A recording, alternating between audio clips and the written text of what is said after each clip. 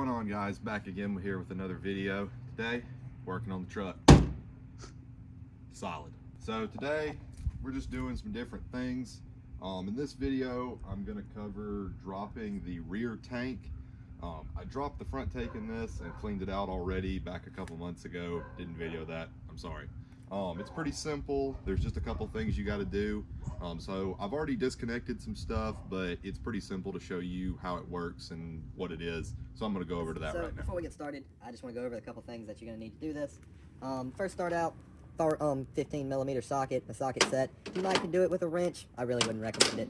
You're going to need a 5/16 socket for your socket set. This is to take off the sending unit later on. You're going to need some extensions. You can do it with a shorter one. Recommend a longer one. So next, the disconnect for the fuel lines. This is a must-have. You're going to have to get this. They make these in metal and plastic. I'd really recommend the metal one, but you don't have to.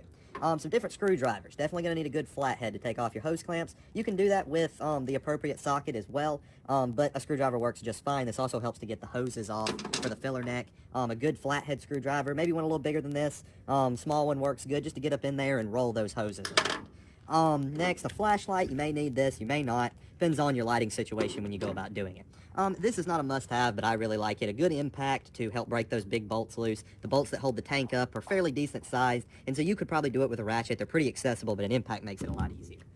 Next, some penetrating oil. This is some liquid wrench. You might have sprayed this on your bolts. Definitely spray this on your hose clamps. Just helps everything move a lot easier. And then some brake clean, maybe to clean up some different things like those hose clamps and such. You may get some diesel fuel on some things. Just helps get all that cleaned up.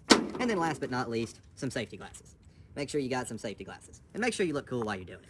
So I had these sitting right here. I just totally forgot about their existence. But these are some things you also probably kind of need. A good air compressor, blow off the tank when you go to pull the sending unit off there. You want to just get all that dust and dirt.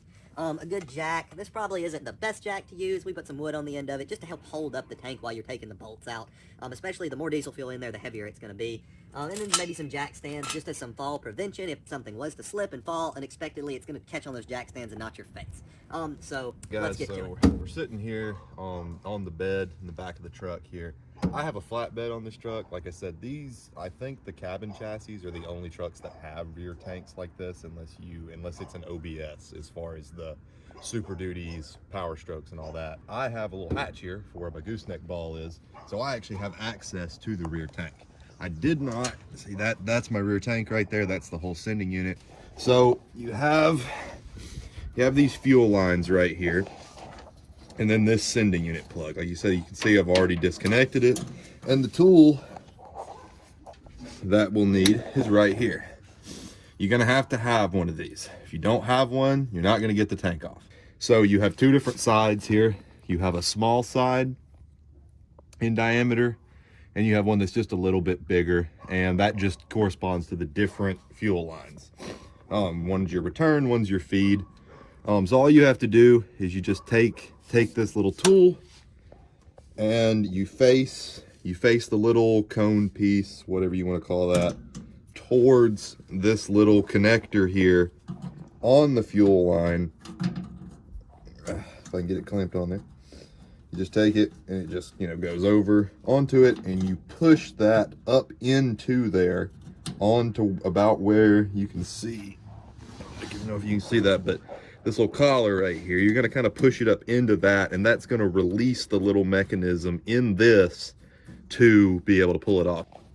So once you get both of those off, both of them work the same way, as long as you use the big one for the big one and the little one for the little one. The only other thing you're going to have to disconnect here on the top side is the actual sending unit power supply, the plug itself. Mine hangs out right here in the frame where it comes across. That's where it was plugged in. It's just a pretty simple connector. It's popped in that little holder right there. Just plugs together. Just unplug that. That's going to come out with the tank. That stays connected. These two fuel lines, you want to kind of move them over out of the way, or make sure that your harness is underneath them, so when you drop the tank, none of this gets So caught. now we're underneath the truck. We're getting ready to drop the tank.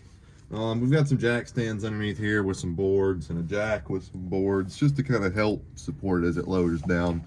Would highly recommend that you do this with as little amount of fuel in the tank as you can get it. Under a quarter tank is better. So you just have some pretty simple bolts that holds this thing in. We got a bolt right here. It's a 15 millimeter.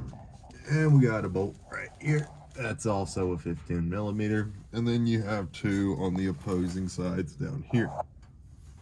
So I've got my DeWalt impact right here. And I'm just going to take this and break those loose. Break all of them loose. I'm not going to take them all the way out yet. I'm going to go ahead and break them loose, and then we can get set up to be able to lower it down. Then we can take all the bolts out. So I'm just going to go ahead and break these bolts loose here, and then we'll get ready to lower this thing down. Make sure you wear your safety glasses. There's probably a lot of nastiness of dirt and rust and all kinds of stuff that could get in your eyes. So make sure you wear your safety glasses.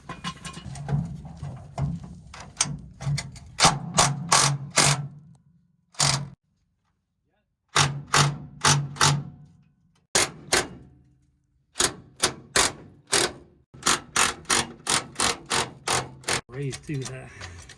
All right, so we're joined by my girlfriend's father here. He's helping us out, get this thing, giving us an extra hand. It's definitely a couple-person job. I wouldn't recommend doing this by yourself. What he's doing right now is just we're just giving ourselves a little bit of extra support here. We're going to get our jack stand set up with some wood just to help us out. Get our jack here set up with some wood. And I'm going to be able to come in from the sides. I'm not going to get underneath it in case it does fall. You don't want it to fall on you. If it falls, it's probably not going to hurt it because it's got the skid plate. So I'm going to come in from the sides once he gets this kind of helping it stay there and undo the bolts. And then we'll kind of use our hands and the jack and just kind of lower it down to the ground and pull it out from underneath the truck. We'll show you do that when we get there.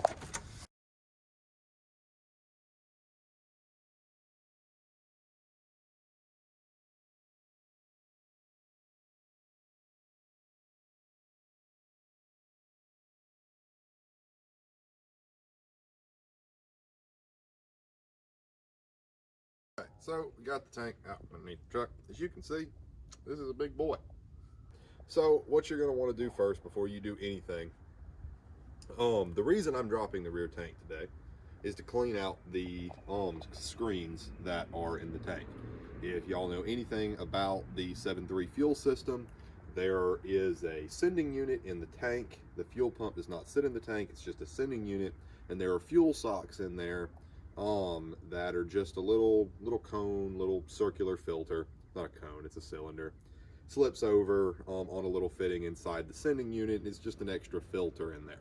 They work good. There's nothing really inherently wrong with them other than the fact that they do eventually get clogged up like any fuel filter does, and you have to clean them, and you got to do all this mess to get to them. So before we do anything, we got to take this off to get to the sending unit. This is the sending unit. I'll have to take off all those bolts, and this thing will just pull straight out. Before you do that, you want to try to minimize the contaminants that you get in your fuel tank. You want to pop your blower nozzle on.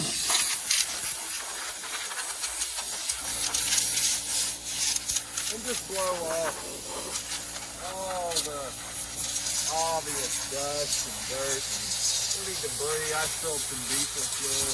So now that we got it all blew off with our air compressor, we're going to grab our 5/16 ratchet right here. You probably want a little extension, probably make it a little bit easier.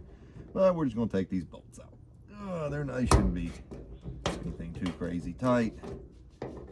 I'd recommend when you do it, go around, loosen them up, kind of break them loose, kind of jump around, kind of a star pattern like you tighten up a wheel, just so it kind of all comes up evenly. All right, so now that we got all our bolts out, just gonna grab this thing here and just kind of gently pull it out. Now your float is up in here, so got my plug has fallen, has gotten hung up, but your float is in here, and that is how it reads the fuel level. So you do want to, the plug keeps getting hung up, you do want to be careful as you're pulling this out, not to bend that. Be gentle with it. And as you can see, you know how I said about making sure there's no diesel in this? I didn't check that. I thought this tank was completely empty. It's actually completely full. So this was a lot heavier getting down than it should have been. Hopefully y'all actually listen to the advice that I said and don't ignore it like I did and have to deal with a super heavy tank full of diesel fuel. Yeah, so don't do that. But anyway, that's our sending unit. And up in right here is where our fuel socks should be. We'll have to pop these little tabs out, and you know, don't drip diesel fuel all over your driveway. Go out in your grass. It's much better. It won't stay in your driveway. It'll just kill the grass. So we'll have to pop out these little tabs right here. There's one tab there. You can do it with just a little screwdriver. Just be gentle. You know, it is old. Now we're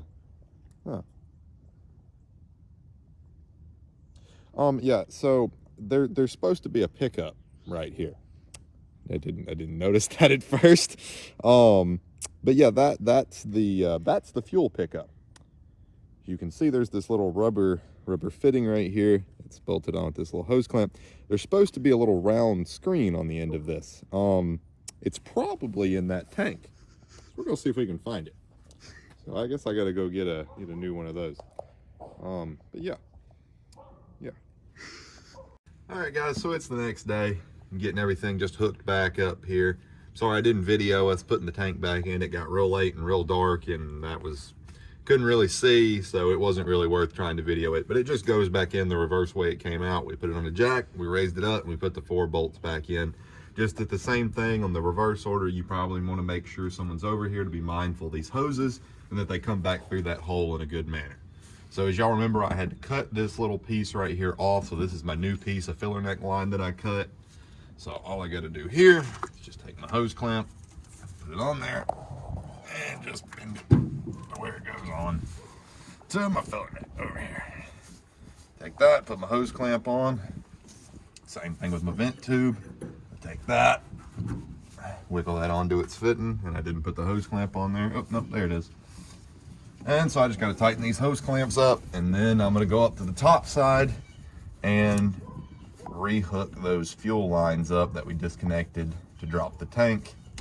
And that is pretty much it. Okay, so after you make sure you connect your filler neck back up, and then put your return and your feed lines back on. Make sure you don't get these swapped up or your truck won't run. So make sure your return goes to your return and your feed goes to your feed. Just, you know, when you take them off, just make sure you leave them on the right side. All they do, they just push up back onto the end of that. So you just take them, push it on there. That's all there is to it. And then make sure you plug in your little sending unit power supply, or again, your truck won't run. And that's pretty much all there is to that right there. So we're gonna put the fuel back in there. We're gonna call it a day.